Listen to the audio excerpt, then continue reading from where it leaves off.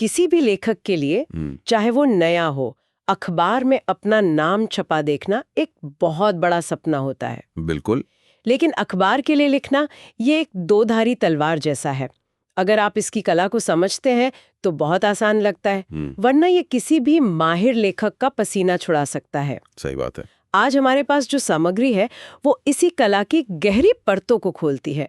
हम सिर्फ ये नहीं जानेंगे कि समाचार, फीचर या रिपोर्ट क्या होती है, बल्कि ये भी समझेंगे कि ये क्यों जरूरी है। और आपने जो बात कही उसी से जुड़ते हुए मुझे लगता है महात्मा गांधी के एक विचार से शुरू करना एकदम सही रहेगा। हाँ, बताइए। उन्होंने कहा था समाचार पत्रों में बड़ी शक्ति है, ठीक वैसी ही जैसी कि पानी के जबरदस्त प्रवाह में होती है।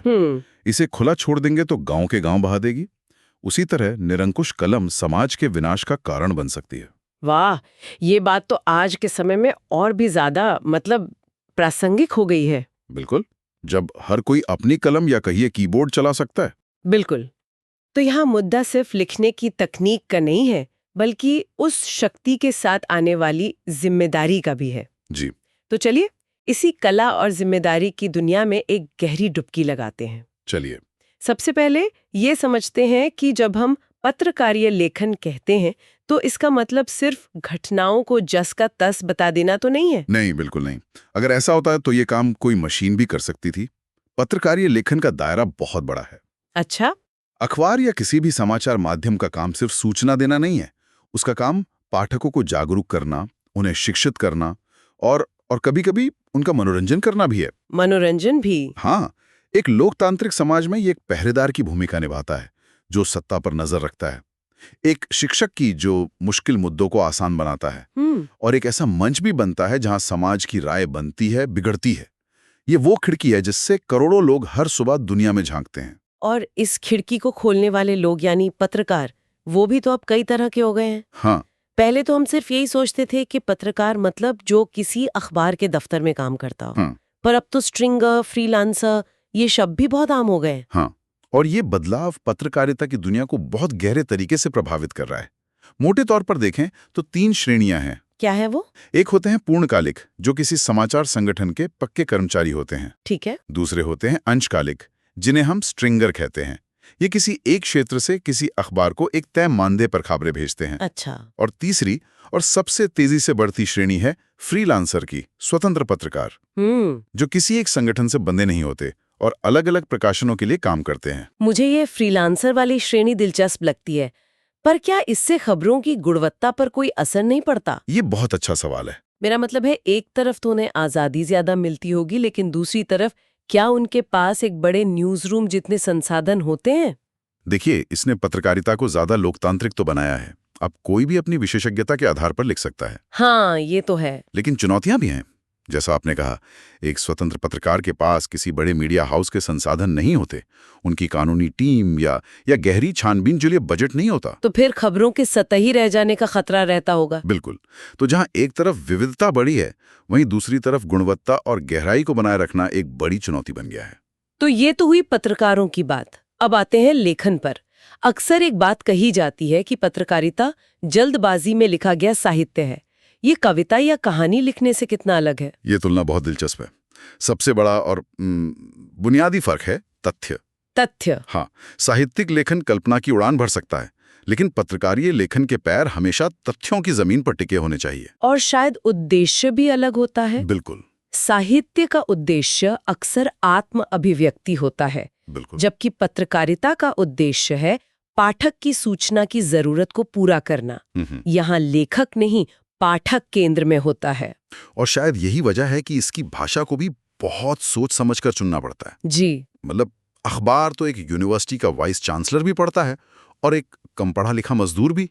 इन दोनों तक एक ही बात को कैसे पहुंचाया जाए, यही इस लेखन की सबसे बड़ी चुनौती और खूबी है। इसका एक ही मूल मंत्र है सरलता। भाषा सीधी, साफ और असरदार होनी चाहिए।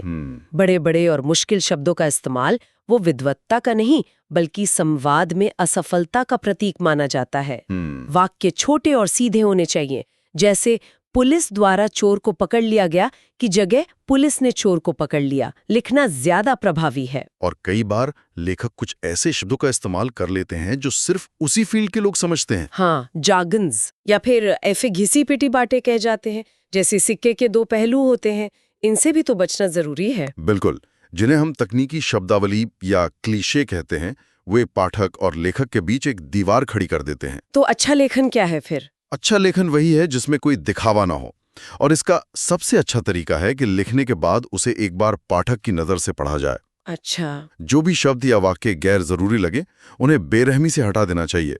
लेखन में कसावट सोने की तरह होती है, जितनी तपाएंगे उतनी निखरेगी। और इस साफ सुथरी भाषा का सबसे अच्छा उदाहरण शायद समाचार लेखन में मिलता है। हाँ, जहां हर शब्द को तौलकर इस्तेमाल करना पड़ता है, खासकर उस मशहूर उल्टा पिरामिड स्टाइल में। ये नाम सुनने में बड़ा अजीब लगता है। हाँ, पर ये नाम इसके काम करने के तरीके को एकदम सटीक तरीके से बताता है। कैसे?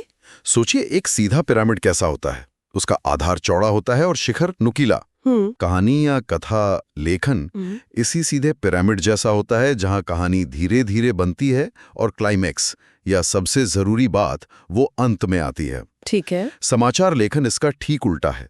यहाँ सबसे महत्वपूर्ण तथ्य या सूचना यानी खबर का क्लाइमैक्स पहले ही पैराग्राफ में बता दिया जाता है, और फिर उसके बाद के पैराग्राफ में घटते महत्व के क्रम में दूसरी जानकारियां दी जाती हैं। लेकिन ऐसा करने की जरूरत क्यों पड़ी?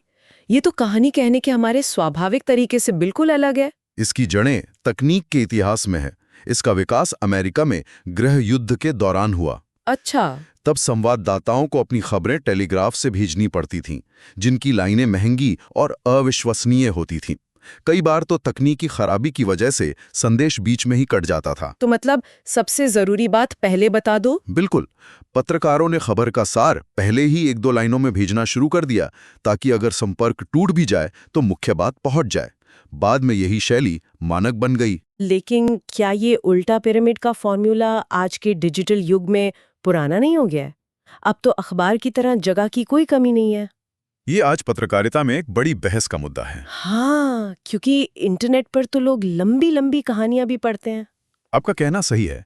डिजिटल मीडिया ने हमें कथात्मक शैली में खबरें कहने की आज़ादी दी है, लेकिन उल्टा पिरामिड आज भी प्रासंगिक है। वो क्यों? पाठक के ध्यान की वजह से। आज हमारे पास सूचनाओं की बाढ़ है। एक औसत पाठक किसी खबर पर कुछ सेकंड से ज्यादा नहीं टिकता। सही बात है। उल्टा पिरामिड ये पक्का करता है कि पाठक को उन कुछ सेकंड में ही खबर की सबसे जरूरी जानकारी मिल जाए। अगर उसकी रुचि बनी तो वो आगे पढ़ेगा, वरना अगली खबर पर चला जाएगा। अच्छा, मतलब ये शैली पाठक के समय का सम्मान करती है। एकदम सही। ठीक है, यानी ये आज भी कारगर है। अब खबर के अंदर की बात करते हैं। कहा जाता है कि हर खबर में 6 ककारों का जवाब होना चाहिए। ये क्या है? ये 6 ककार किसी भी खबर की आत्मा हैं। ये 6 सवाल हैं। क्या हुआ, किसके साथ हुआ, कहाँ हुआ, कब हुआ, और फिर कैसे और क्यों हुआ। क्या, कौन, कहाँ, कब, कैसे और क्यों? जी, एक अच्छी खबर इन सभी सवालों का जवाब देती है। पहले 4 ककार क्या, कौन, कब, कहाँ, ये तथ्यात्मक जानकारी देते हैं। और इनका जवाब तो शायद शुरू में ही मिल जाता है। बिल्कुल। इनका जवाब खबर के पहले पैराग्राफ, जिसे इंट्रो या मुखड़ा कहते हैं, में ही मिल जाना चाहिए। और बाकी के 2 कैसे और क्यों? असली पत्रकारिता इन्हीं 2 सवालों के जवाब में छिपी है। अच्छा। कैसे घटना का विवरण देता है, और क्यों उसके पीछे के कारणों का विश्लेषण करता है। इंट्रो में तो सिर्फ सूचना होती है। खबर की गहराई बॉडी में इन्हीं 2 ककारों के जवाब से आती है। चलिए इसे स्रोत में दिए गए मॉस्को वाले उदाहरण से समझते हैं। हाँ। खबर का इंट्रो है, उत्तर पश्चिमी मॉस्को के बाउमांस्की बाजार में गुरुवार की शाम छत ढहने से 4 लोगों की मौत हो गई और 29 घायल हो गए। प्रसार पता है। हाँ। इसके बाद खबर की बॉडी में बताया गया कि कैसे हुआ। गुंबदनुमा छत पहले ढही, फिर खंबे गिरे, और सबसे जरूरी क्यों हुआ। भारी हिमपात की वजह से वो पुरानी इमारत वजन नहीं सह पाई। इसमें स्रोतों का उल्लेख करना भी जरूरी होता है ना? बहुत जरूरी। खबर में प्रत्यक्षदर्शियों और मंत्री का बयान है जो उसे विश्वसनीय बनाता है। बिना स्रोत के खबर सिर्फ एक अफवाह है। तो समाचार की दुनिया तो तथ्यों, गति और एक तयशुदा ढांचे पर टिकी है, लेकिन अखबारों में तो कुछ और भी होता है जो इसके बिल्कुल अलग महसूस होता है। फीचर। फीचर। जब हम कोई फीचर पढ़ते हैं तो ऐसा लगता है जैसे कोई कहानी सुन रहे हों। ये समाचार से इतना अलग क्यों होता है? क्योंकि उसका उद्देश्य ही अलग है। समाचार का उद्देश्य है सूचित करना, जबकि फीचर का उद्देश्य है महसूस कराना। महसूस कराना। हाँ, फीचर लिखने का मतलब है आजादी। आप कहानी को अपने अंदाज में कहते हैं। इसमें सिर्फ क्या हुआ नहीं होता, बल्कि कैसा महसूस हुआ भी होता है। इसे थोड़ा दिल से लिखा जाता है। मतलब ये वस्तुनिष्ठ नहीं होता। समाचार जहां वस्तुनिष्ठ होता है, वहीं फीचर आत्मनिष्ठ हो सकता है। यानी इसमें लेखक अपनी भावनाओं और विचारों को भी शामिल कर सकता है। हाँ, एक हद तक। फीचर में लेखक की मौजूदगी महसूस होती है। उसकी भाषा भी समाचार की सपाट भाषा से अलग, ज्यादा सजीव, आकर्षक और भावनात्मक हो सकती है। मुझे याद है, जब मैंने अपना पहला फीचर लिखा था तो मेरे संपादक ने उसे लौटा दिया और कहा, इसमें तथ्य तो सारे हैं, पर कहानी कहाँ है? इसे पढ़कर मुझे कुछ महसूस क्यों नहीं हो रहा? अच्छा। तब मुझे समाचार और फीचर का असली फर्क समझ आया। फीचर तथ्यों को एक कहानी में पिरोने की कला है। तो एक अच्छा फीचर लिखने के लिए क्या जरूरी है? सबसे जरूरी है एक अच्छा विषय जो तात्कालिक ना हो, पर लोगों की रुचि का हो। फिर उस कहानी को कहने के लिए पात्र चाहिए। पात्र मतलब कैरेक्टर्स। हाँ, अगर आप बेरोजगारी पर फीचर लिख रही हैं, तो सिर्फ आंकड़े मत दीजिए। किसी एक बेरोजगार युवा की कहानी बताइए, उसकी आंखों से दुनिया दिखाइए। पाठक तथ्यों से नहीं, किरदारों से जुड़ता है। और इसकी शुरुआत वो भी आकर्षक होनी चाहिए। बिल्कुल, एक दिलचस्प शुरुआत पाठक को बांध लेती है। इसका कोई तय ढांचा नहीं होता। ये एक यात्रा की तरह है, जिसका एक आरंभ, मध्य और अंत होता है। लेकिन इस आजादी के साथ एक खतरा भी तो है। क्या? अगर लेखक अपनी भावनाओं को ज्यादा जगह देने लगे, तो क्या एक फीचर आसानी से एक तरफा या प्रोपेगेंडा नहीं बन सकता? ये बहुत ही जरूरी सवाल है। यही वो महीन रेखा है जिस पर एक अच्छे फीचर लेखक को चलना होता है। आत्मनिष्ठ होने का मतलब तथ्यों को तोड़ना मरोड़ना नहीं है। इसका मतलब है तथ्यों को एक मानवीय दृष्टिकोण से प्रस्तुत करना। अगर लेखक अपनी भावनाओं को तथ्यों पर हावी होने दे, तो वो फीचर नहीं, बल्कि एक विचार लेख बन जाता है। ठीक है, तो समाचार तथ्यों की बात करता है, फीचर भावनाओं की। लेकिन जब किसी मुद्दे की तह तक जाना हो, जहां गहरी छानबीन की जरूरत पड़े, तब क्या होता है? शायद यहीं पर विशेष रिपोर्ट की भूमिका आती है। बिल्कुल, विशेष रिपोर्ट पत्रकारिता का सबसे मजबूत और सबसे सम्मानित रूप है। अच्छा। इसमें किसी घटना, समस्या या मुद्दे की गहरी छानबीन की जाती है। ये सिर्फ सतह पर जो दिख रहा है उसे नहीं बताती, बल्कि सतह के नीचे छिपे कारणों, प्रभावों और प्रवृत्तियों को उजागर करती है। स्रोत में इसके कई प्रकार बताए गए हैं। खोजी रिपोर्ट, इन डेप्थ रिपोर्ट, ये सुनने में काफी एक जैसे लगते हैं। इनमें असल में क्या फर्क है? ये फर्क बहुत महत्वपूर्ण है। खोजी रिपोर्ट यानी इन्वेस्टिगेटिव रिपोर्ट का मतलब है ऐसे सच को सामने लाना जिसे कोई छुपाने की कोशिश कर रहा हो। जैसे कोई स्कैंडल? हाँ, बिल्कुल। इसमें रिपोर्टर मौलिक शोध से ऐसी सूचनाएं निकालता है जो पहले सार्वजनिक नहीं थी। इसमें महीनों या कभी-कभी सालों लग जाते हैं। और in depth report? In depth report में आप उन तथ्यों और आंकड़ों की गहरी छानबीन करते हैं जो सार्वजनिक रूप से उपलब्ध तो हैं, पर बिखरे हुए हैं।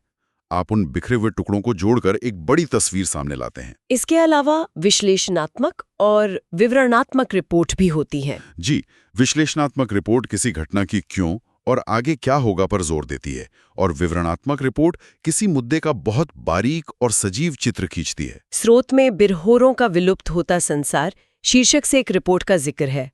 वो इन डेप्थ और विवरणात्मक रिपोर्ट का एक बेहतरीन उदाहरण लगती है। हाँ, वो एक शानदार रिपोर्ट है। उस रिपोर्टर ने सिर्फ ये नहीं बताया कि बिरहोर जनजाति की संख्या घट रही है। ये तो बस एक आंकड़ा है। तो फिर उसमें क्या था? रिपोर्ट इससे बहुत आगे जाती है। वो पलामू के जंगलों में जाती है, उन लोगों के साथ रहती है और ये दिखाती है कि जंगलों के कटने से उनका पूरा जीवन चक्र कैसे तबाह हो गया है। यानी ये रिपोर्ट सिर्फ समस्या नहीं बता रही, बल्कि उसके मानवीय पहलू को उजागर कर रही है। ठीक यही। वो रिपोर्ट बताती है कि कैसे विकास की बड़ी बड़ी योजनाओं ने इस समुदाय को हाशिए पर धकेल दिया। वो सरकारी आंकड़ों की गलतियों को भी उजागर करती है। ये रिपोर्ट सिर्फ सूचना नहीं देती, ये पाठक को झकझोर देती है। यही एक अच्छी विशेष रिपोर्ट की ताकत है। ये बेजुबानों को जुबान देती है और अनदेखे को दुनिया के सामने लाती है। तो आज की चर्चा से ये साफ है कि पत्रकारिता लेखन सिर्फ एक हुनर नहीं है, ये एक जिम्मेदारी है जिसके कई चेहरे हैं। बिल्कुल। उल्टा पिरामिड की सटीकता से लिखी गई खबर जो हमें तुरंत सूचित करती है, फीचर की कहानी जो हमें महसूस कराती है, और विशेष रिपोर्ट की गहराई जो हमें सोचने पर मजबूर करती है। हर रूप का अपना मकसद है, अपनी एक पहचान है। और इन सभी रूपों की बुनियाद एक ही है, पाठक। हाँ, पाठक तक पहुंचना। आप चाहे जो भी लिख रहे हों, लक्ष्य यही है कि पाठक आपकी बात को न सिर्फ समझें बल्कि उससे जुड़ भी सकें। स्पष्टता, सरलता और ईमानदारी, यही हर अच्छे लेखन का आधार है। अंत में एक विचार के साथ इस चर्चा को समाप्त करते हैं। ये सारे सिद्धांत और नियम पेशेवर पत्रकारों के लिए बनाए गए थे। हाँ, लेकिन आज के डिजिटल युग में जब सोशल मीडिया के जरिए हर व्यक्ति खुद में एक प्रकाशक है, अपनी बात लाखों लोगों तक तुरंत पहुंचा सकता है, तो क्या हम सब की ये जिम्मेदारी नहीं बन जाती कि हम भी तथ्यों की जांच, भाषा की मर्यादा और अपने पाठक का सम्मान करने जैसे कुछ बुनियादी पत्रकारीय सिद्धांतों का पालन करें? आज जब कोई भी खबर बना सकता है, तो शायद हम सभी को थोड़ा बहुत पत्रकार बनने की जरूरत है। इस पर सोचिएगा जरूर।